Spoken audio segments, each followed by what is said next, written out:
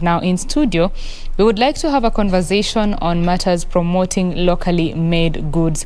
Do you normally purchase locally made goods? What is your view on goods that have been made locally vis-a-vis those that have been imported from foreign lands? To have this conversation is Patrick Ojil. He is the project lead of Made in Kenya Secretariat. Thank you very much for joining us, Mr. Patrick. Thank you for having me.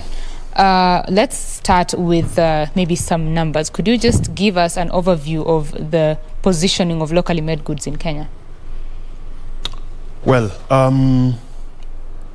I think the conversation about locally manufactured goods is not favorable for Kenyans, in the sense that we seem to lean more towards imported goods. And this is inspired by the quality conversation. If I look at you right now, everything you're wearing looks like it's been imported. If you look at me right now, my suit, my shirt, my shoes, these are all imports. So I would say perhaps in terms of our appetite for consumption of locally manufactured goods and services, we are probably at 10%. Yeah. And that's not good for our country. We're a net consumer of stuff that is imported. Right. And I think it's a quality issue, it's a perception issue, that everything that comes from outside is of superior quality. But that denies us, our young people, opportunities to get jobs. Because here is a country where 75% of our population are the youth, who, by the way, have been hit very hard by COVID. They are unemployed, they are angry, they are very hungry right now, and they're wondering, what is the leadership doing for them in terms of expanding the breadth of opportunities for them to get gainfully employed or involved in the productive sectors of our economy? Yes. Maybe we can take this a little bit back. Before the proliferation of the market, so to say, there was a time when Kenyans used to consume a lot of locally made goods. Was it because that is the only thing that was available at the time? Not really. Let me just say, some of these things are a function of leadership. I think we over-liberalized our economy, right? Now, let me just give you a bit of a background on how this happened. 47 years ago, Kenya and the tigers of the East, that's Malaysia, Singapore, Taiwan, and so on and so forth, were at par, right? Right now, if you compare where Kenya is and where those countries are, their economies are 40 times bigger than ours. What did they do differently, right? Those countries, because of very good leadership, empowered their people. They focused on skills development that developed a pipeline of requisite skill set that went into production. So most of the young people were involved in the productive sectors of the economy. So they produced products en masse. And those are the things that we're consuming. Yeah? At some point, we tried toying around with this thing of buy Kenya, build Kenya, let's promote our own. But there's a lot of politics that come into play when you're trying to promote, when you're trying to protect your own industries. So I guess there's a question about leadership there. How do we protect our own people so that we inspire confidence for local consumption of goods and services? The government already gave a directive on the consumption of locally produced goods in the government, the state agencies, so to say. Do you think this is working? I don't think so. Yeah. Because look around. Most of the things that people are consuming are from where? Imported. Yeah. And if you speak to people in the manufacturing space, they're very frustrated because they try to comply with that directive. They're producing things locally, but especially in the FMCG space, you go to the supermarkets and some of the supermarkets don't even want to stock their products because there are cartels that are driving products that are coming from other countries. When you talk about the affordability of these goods that are made locally, there are some factors that make Kenyan made goods a bit they are disadvantaged, in the market, such as the high cost of production, high cost of inputs, the whole ecosystem. Right. What do you think should be done to counter this? But this is just policy. We need deliberate government intervention to create an enabling environment for locals to be able to produce goods and services in an affordable way. It's as simple as that. Deliberate legislative interventions by our leaders to create that enabling environment. It's doable. It's been done in other parts of the world. Yeah? So that's, again, points back to the leadership. Points back to the leadership. So Yes. do you think that the only problem is the leadership? It's a significant problem. And the other problems? Well, I guess it's just a mindset change, and to change the narrative that indeed we have the requisite human capital and the capabilities and abilities to produce quality stuff of our own. The rest that remains is just lobbying to ensure that we're given a space where we can operate in favorably. Yeah. There is the local consumption of those locally made goods, but there is also the idea of exporting our locally made goods. Now, opening up the markets for Kenyan made goods, what do you think is the status at the moment? Well, export is a function of how competitive are the goods and services that we're producing locally, right? For the international markets to open to the goods and services that you're producing, there's a quality conversation. Do we meet the international standards? Yeah. I don't think we are there yet, but we have the potential to get there. Yeah. And what is this that is preventing us from getting there? Well, I think it's about information flow and access to insights on how to go about this. But what I'd like to tell Kenyans today is that they need to deliberately go out of their way and consult very closely with bodies like KEPROBA, for example, the Kenya Export Promotion and Branding Agency, Yes. which was a merger between EPC and Brand Kenya.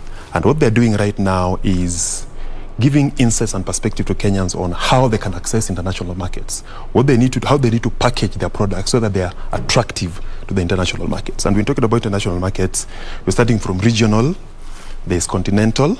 Continental, we're talking about doing business in the context of Africa Continental Free Trade Area and intra-Africa trade. Then there's the entire global economic value chain that Kenyans can enjoy. But they need to have these conversations with KEPROBA because they have all that information there.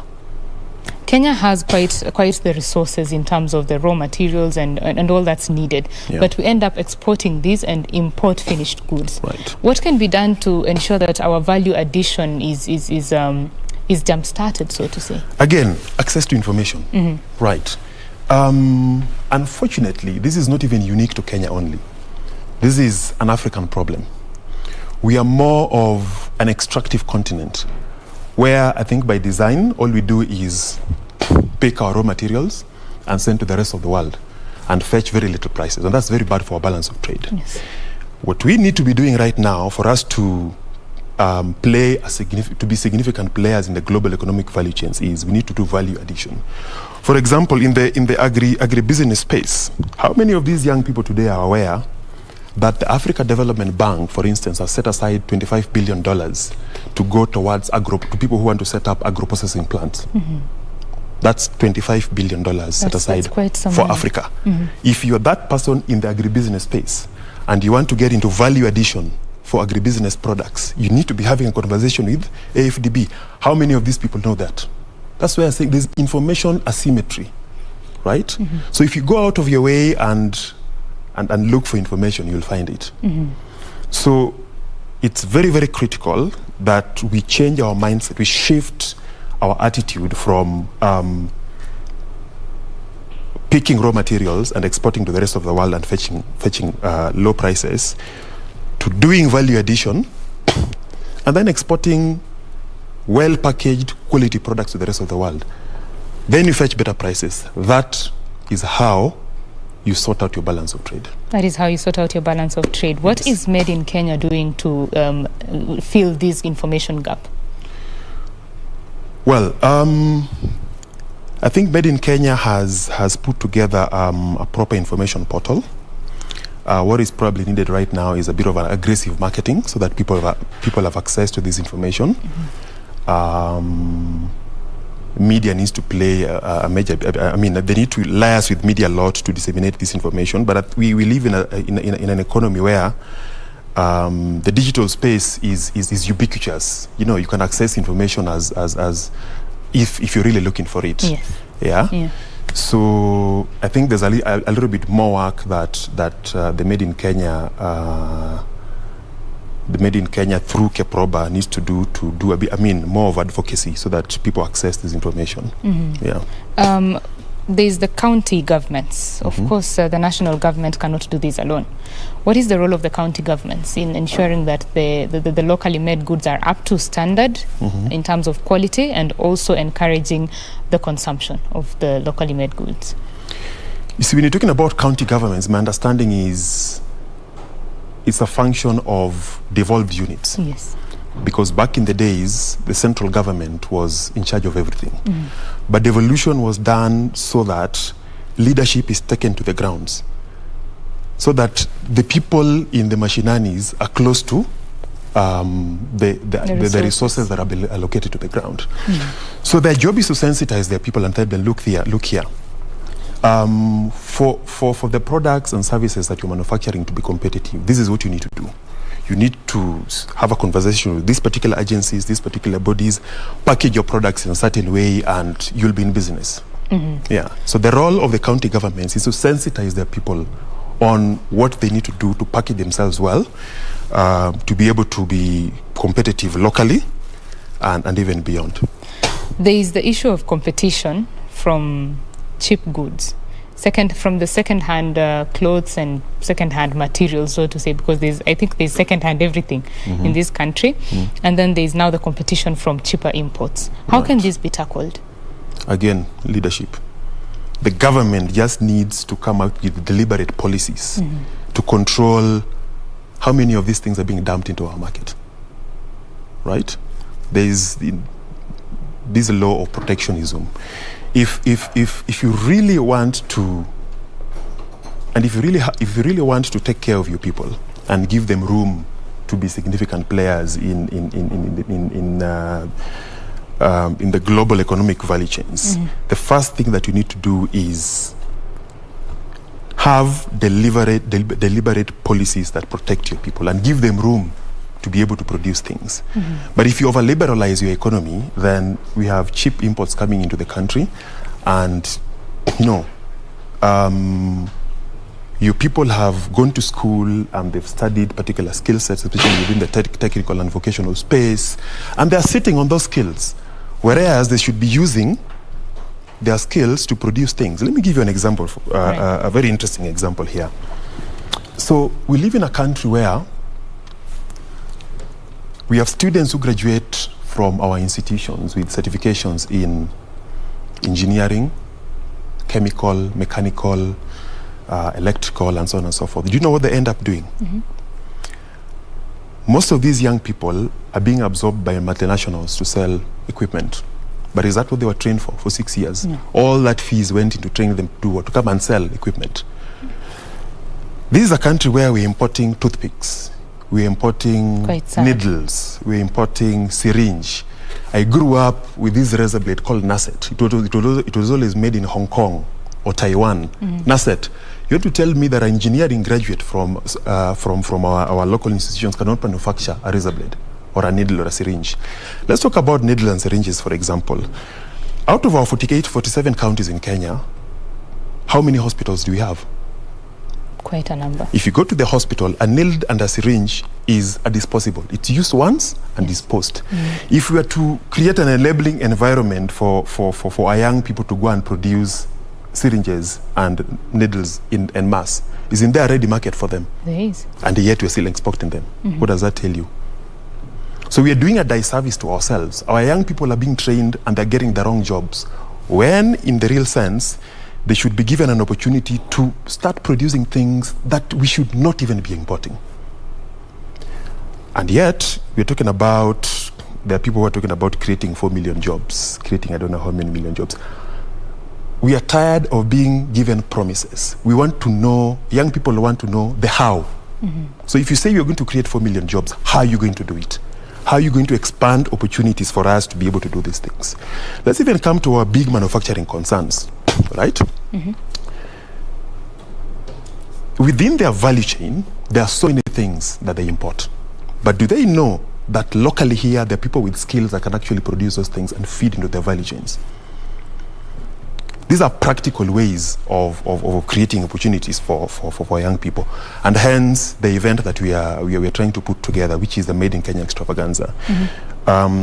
It's been inspired by the fact that there's a deliberate need to give the micro and small, it's called MSMEs and SMEs, small and micro enterprises, a chance to come and showcase whatever they're doing, because many people do not know. That information is not flowing. There's a young person from, is it like Laikipia, who's already doing USBs, and so on and so forth. The cottage industry is very big, but they've not found a platform where they can come and showcase these things to Kenyans.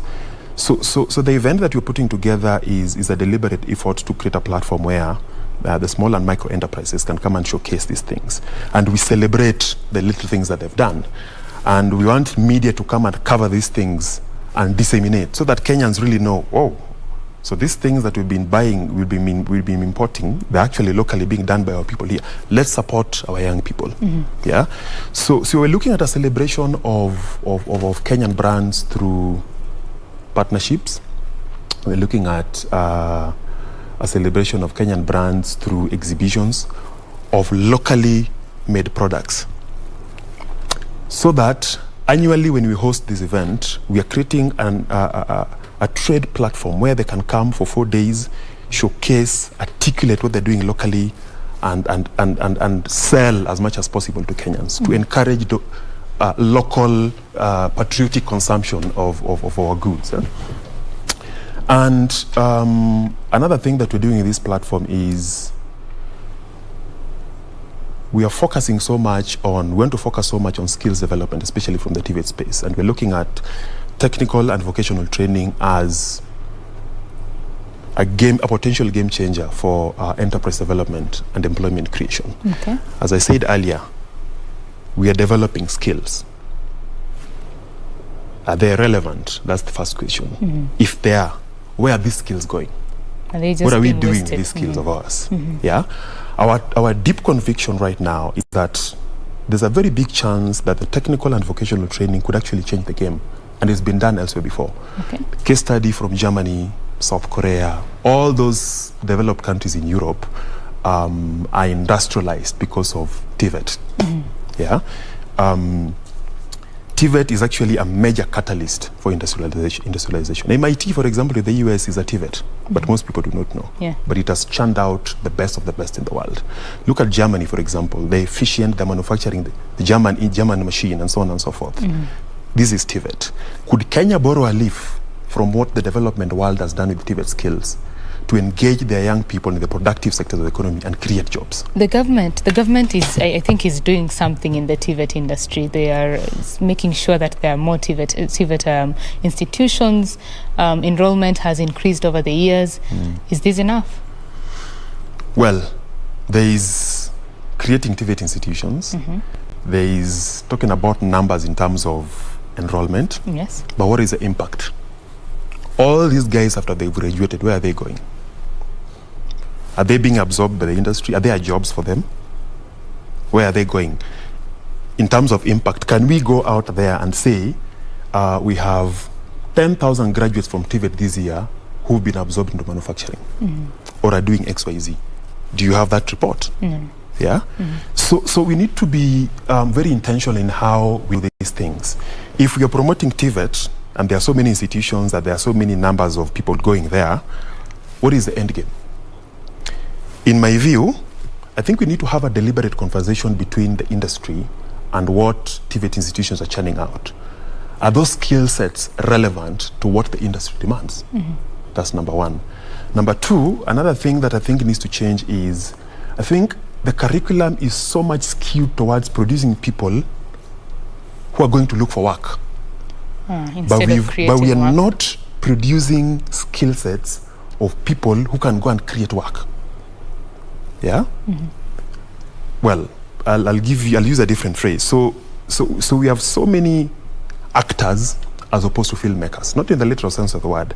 A filmmaker is a person who produces a script, and they're normally very few people. But actors are the ones who come and plug in. I think we need to reorient our education system to produce more filmmakers in terms of people who go out there and create opportunities.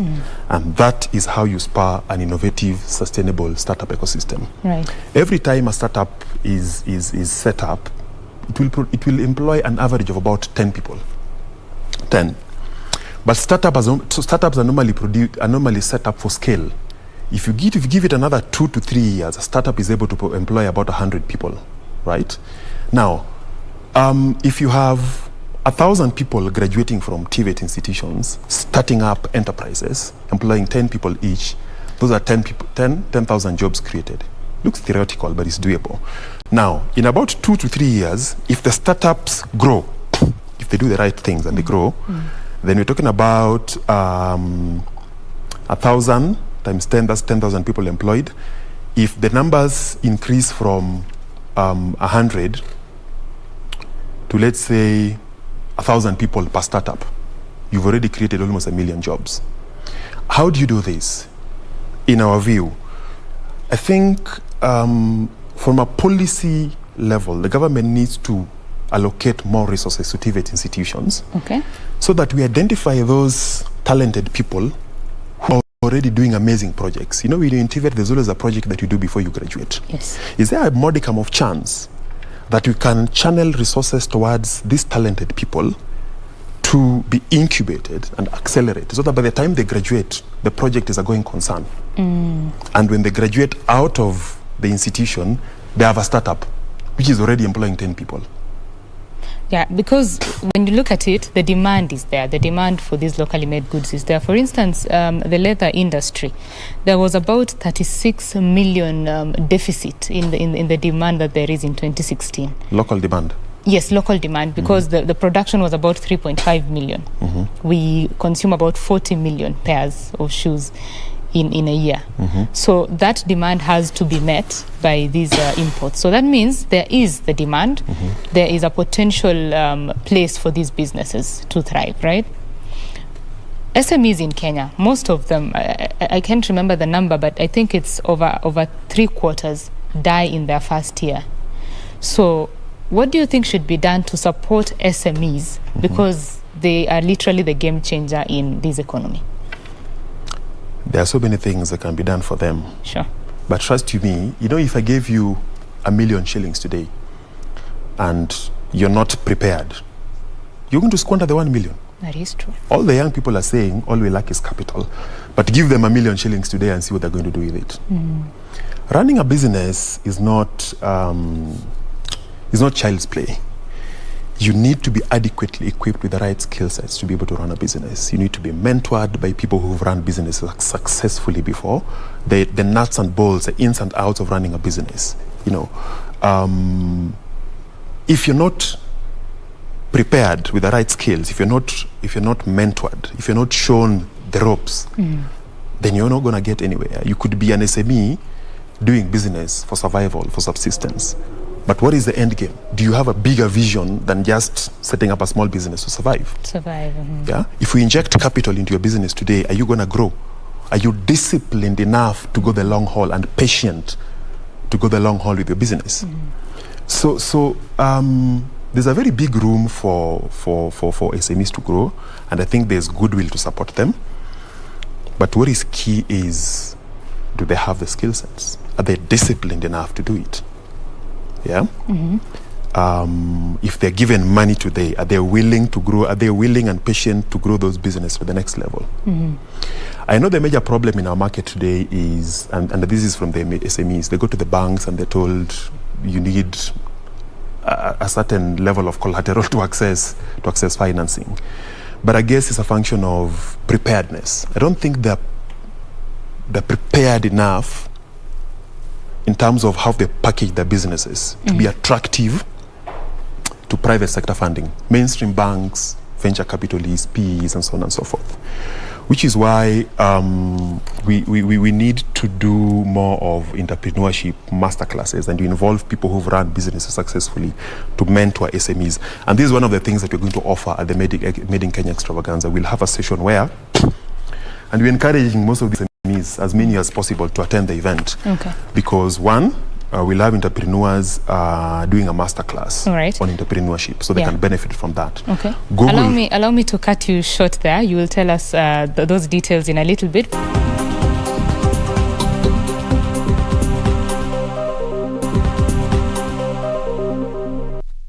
For staying with BizCheck. My name is Betty Kiptum. Here in studio, we are with Patrick Ojil. He is the project lead of the Made in Kenya Secretariat, and we have been talking about how to ensure that locally manufactured goods are getting better markets locally as well as internationally.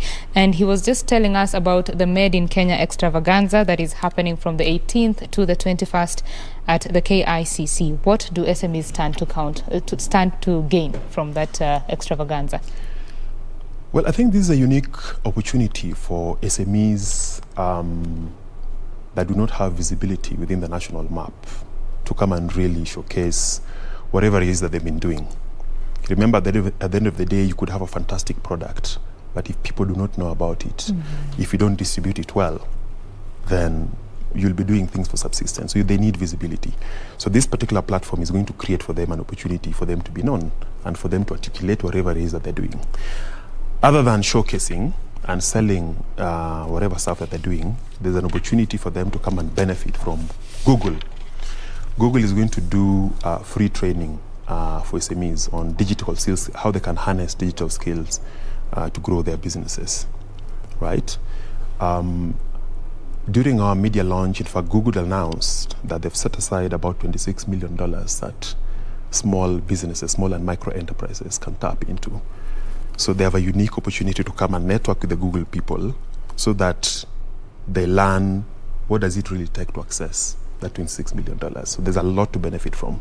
So we encourage SMEs all over the country to come in large numbers and showcase their businesses at this event and make a point of having a conversation with Google, because there's $26 million to tap into for them to grow their businesses. Do they have to pay anything to register? For exhibition, yes, we're charging. The SME package is a 3x3 booth that goes for about 30,000 shillings for 4 days. I think that's quite affordable, right? Yeah. So what they need to do is they need to check out our link, www.madeInkextravaganza.co.ke, and they'll see how they need to register to be able to exhibit. Other than that, another benefit that the SMEs are coming to get is there's going to be an entrepreneurship masterclass where a renowned entrepreneur will be talking to them about the nuts and bolts of running a business, what we talked about before. Yes. To be prepared to take the journey. Because there's so many ideas that come to the fore and they die after 6 months. Yes. Because that person was not adequately prepared. Another benefit that comes with SMEs coming to the event is we're going to have key policy conversations that are driven by the captains of industry. We want to explore how manufacturing, for example, big manufacturing giants can add value to SMEs. One of our key partners is Tononoka Group that has heavily sponsored the event. And they believe that this is a chance for them to come and other than showcase whatever it is that they're producing and selling, there's a chance to matchmake with the SMEs so that SMEs can look at the gaps within their supply value chain, stuff that they can produce locally and supply. Yeah, so that's a very big benefit for SMEs. We have MultiChoice, for example, as a sponsor for this event.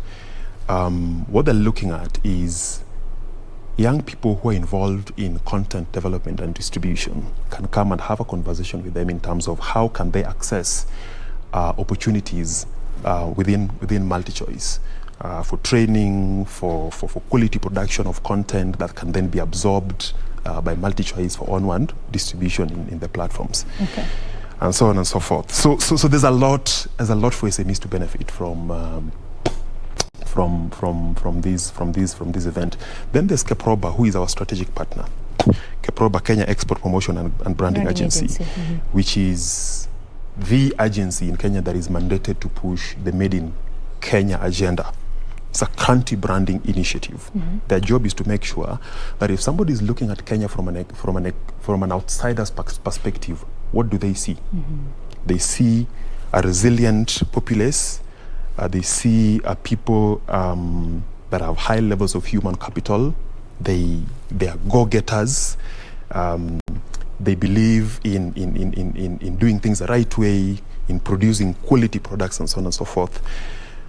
But other than that, one key agenda that Keproba wants to come and push is something called the Made in Kenya mark. These SMEs need to realize that for them to be able to, for their products to be recognized in the international markets, they must have the mark. Otherwise, how will people know that these products are from Kenya? So what's going to, how Keproba is coming into the partnership is that they're going to set up a very big pavilion for the SMEs that have already adopted the Made in Kenya mark to come and showcase how this thing is done. So that those that are coming that have not acquired the map can come and learn how it is done. Yes. Apart from now the skills that they need, the vision that someone who's trying an SME needs, there is the role the government plays in ensuring that the environment is favorable for these SMEs to thrive. In Kenya, reports, data has shown that this is really not the case. Right. So what's your comment on that? Which is the reason why we have this platform. Part of the things that are going to happen at the Extravaganza is we've created plenary conversations where we're inviting captains of industry from the private sector space, from the government space, and from the diplomatic community space. And this is informed by the following. For the private sector players, we're inviting captains of industry to come and kickstart a pertinent conversation on how an enabling business environment is crucial for small and micro enterprises to thrive. Government is very, very key in this conversation because we rely on them to push for deliberate legislative interventions that will create an enabling environment for the SMEs to thrive. So we've invited them to be part of this conversation so that as SMEs are in the audience listening, they need to show us that this is how we are going to do our policies to favor you as an SME to be able to thrive, to grow to the next level. And they have a chance to ask questions, very, very hard questions, and hold the government accountable for the promises they're going to make. So what we've done is create a platform to kickstart a conversation. We may not have all the answers ourselves, but we are relying on putting our heads together with the right actors to be able to look for practical solutions that will be able to sort out these people. And then we're inviting the diplomatic community, for example, for obvious reasons. Some of them come from developed markets, the German embassy, the Korean embassy and British embassy and so on and so forth. They come from very sophisticated markets. Now, the reason why we're inviting them into this conversation is because we want to explore our bilateral relations with them and see how do we benefit from the perspective of knowledge and technical transfer, how can we benefit from exchange programs, how can we benefit from scholarships and so on and so forth, so that whatever we don't know, now we'll be able to know. Right? And our view is, rather than import finished products, how about we import the technology? Right?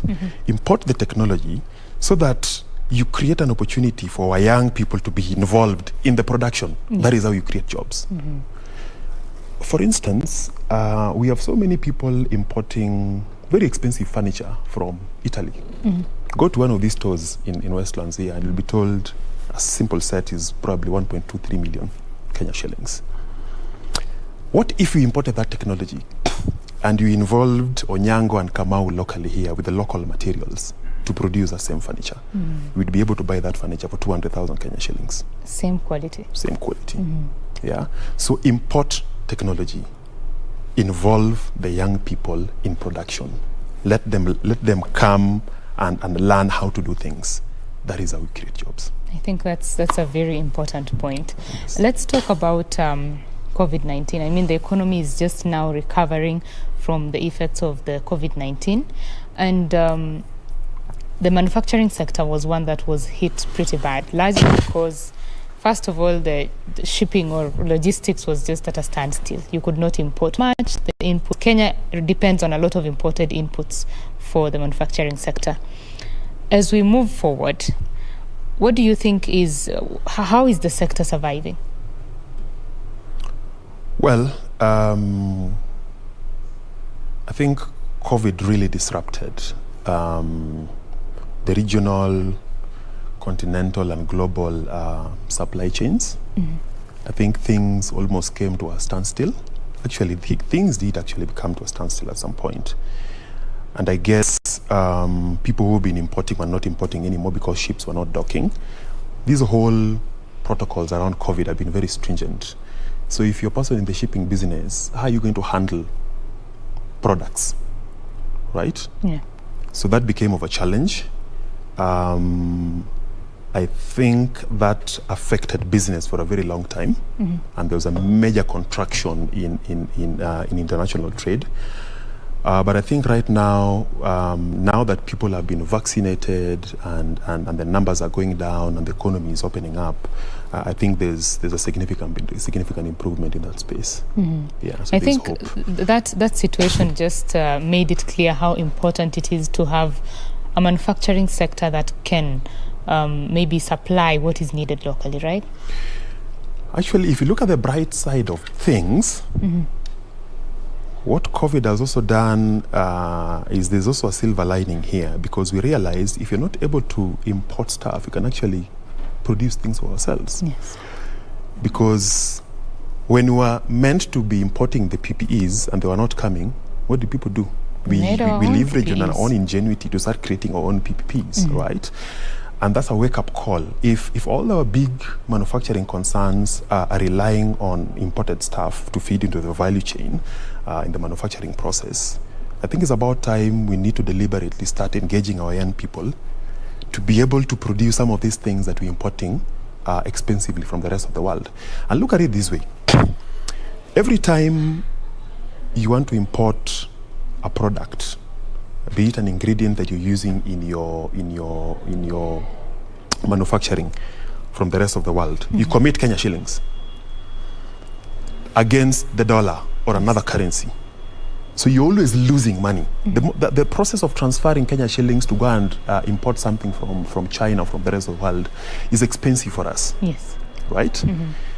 But if you are to acquire these things locally, if we are to engage our young people to produce these things locally, it would be more cheaper, and our locally produced goods will actually be more affordable, because every time you spend a lot of money importing, that expense is normally transferred to you as a consumer. Yes. Yeah.